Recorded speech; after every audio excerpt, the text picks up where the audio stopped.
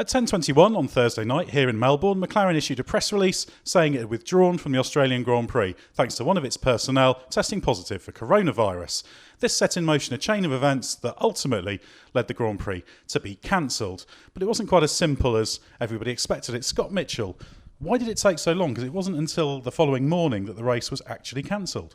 Yeah, it was an undesirable situation, I think, for everybody trying to follow it. Obviously, we were well into the evening here when the McLaren release came out, which meant by the time we were waiting for an official comment from F1, the FIA or the promoter, well past midnight into the early hours of the morning. And obviously back in Europe, where a lot of fans are, I guess it became a weird waiting game where you would expect things in Australia and Melbourne to be nice and quiet, and you're just counting down the hours to get up and set your alarm for FP1, and instead through the afternoon in the UK and elsewhere in Europe, I guess people were waiting for news, and we gave it a good go, didn't we?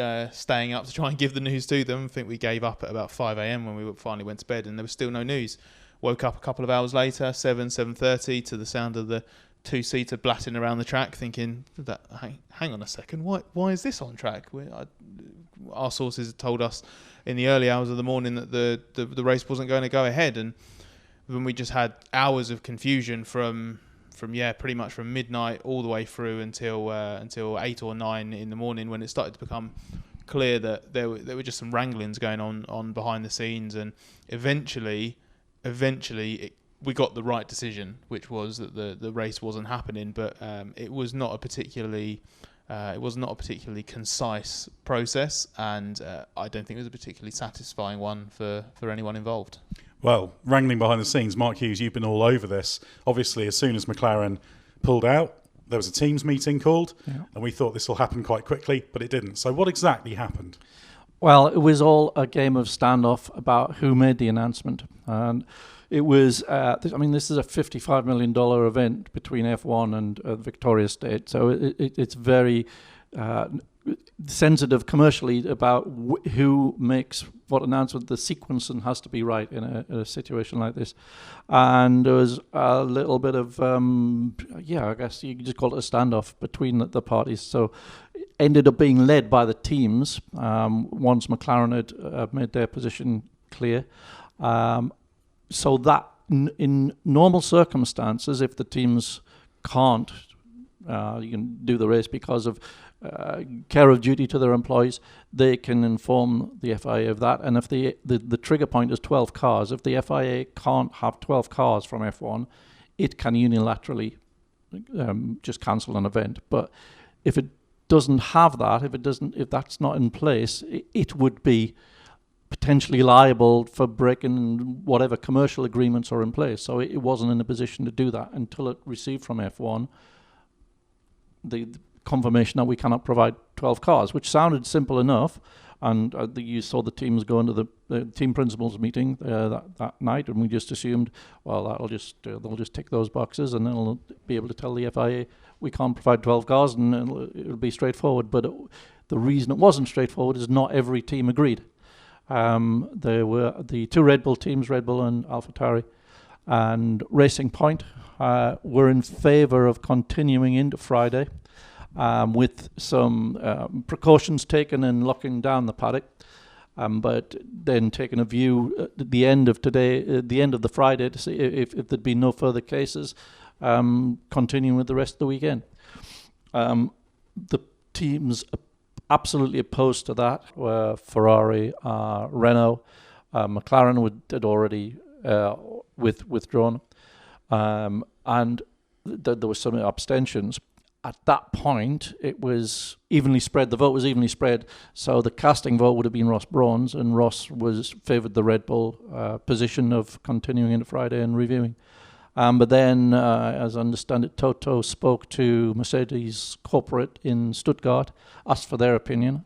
The ball was still left in his court to make the final decision, but after conferring with them, he changed his mind, and that stacked it in favour of a majority of the teams didn't want to do it. So they were then able to tell the FIA that. So it was known from that point internally that the event wasn't happening. There wasn't going to be a race. The teams were going to be packing up, But it still couldn't be announced because there was still a further standoff between the organisers and F1 about who announced it. So we had this bizarre situation in the morning, as you say, the two-seater was going around. It seemed that the spectators were told everything is normal, turn up at this time to the gate, while it was known that that wasn't the case. And so the spectators turned up. They were then unable, they were told they couldn't come through.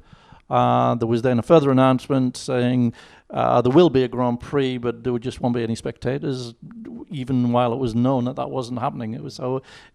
While the wrangling went on, the casualties were the spectators left not knowing what on earth was happening. So yeah, handled very, very badly. A very surreal, unusual situation, and it just triggered an unfortunate series of events. Well, those involved, Scott, will say that it's a fluid situation. Obviously, it's only a short time since the World Health Organization declared this to be a pandemic, so things change, etc. They can only react to what's happening. Is that a fair position, or are we not going to let them off the hook in terms of the way this has been handled, given the mess that ensued overnight?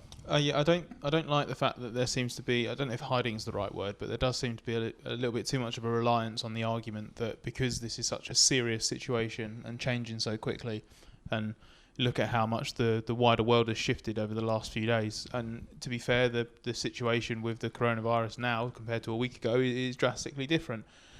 But we knew that it was changing, and it had already shifted. There were already significant travel restrictions and fears coming here. That's why people like Ferrari team boss Mattia Binotto said they needed certain travel assurances for their staff before coming here. So it wasn't like this suddenly was a bolt out of the blue this week. And I just feel that at any point, any of the organisers or the should say really the bodies involved from F1, the FIA, the promoter, the local government in Victoria, the national government, there are always opportunities through the process to basically say, well, hang on, are we doing the right thing here? And okay, there's going to be a financial cost, but surely we should come to a compromise because this is not worth the risk. And just across those bodies, I think there was a collective failure of the leadership that was required to handle this situation properly. And as I said, I don't think it was handled fittingly at all. I think the communication was very poor. And while we never want to see an F1 season start in the midst of a pandemic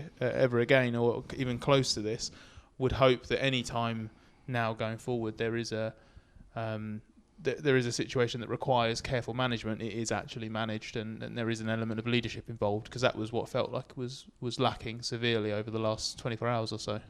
Well, we're not going to have long to be waiting before that's tested, will we, Mark? Because obviously Bahrain is due up next, and Vietnam. Yeah. The only other race that's been cancelled is the fourth round. China officially postponed, but effectively cancelled. People are talking about whether the first 3 European races in May will happen. So that's Zandvoort, Spain and Monaco. And then there's a realistic possibility that Baku, Azerbaijan Grand Prix at the start of June, could be the first race, even if the situation doesn't get significantly worse. So what do you think happens now? Bahrain, I think we can effectively forget about. Is 3 of the 4 engine manufacturers aren't going to be going, so that decides that, even without any considerations about the virus. The entry restrictions for Vietnam are such that we can't go as things stand, so I think we have to assume that will stand. It's not suddenly going to relax those as the virus is spreading. At the moment, the early European races have crowd limitations in place that makes them untenable. So realistically, probably the next race we're going to see is Baku in June, but it all depends. It's not up to F1. It's up to the virus. Well, a very fluid situation, so do check out therace.com and don't forget the hyphen for all the latest on the situation with the Formula One calendar. We'd also like to hear what you think about the way this situation's been handled and where you think the F1 season might finally start. So give us a comment below. Do also subscribe to this channel and like the video.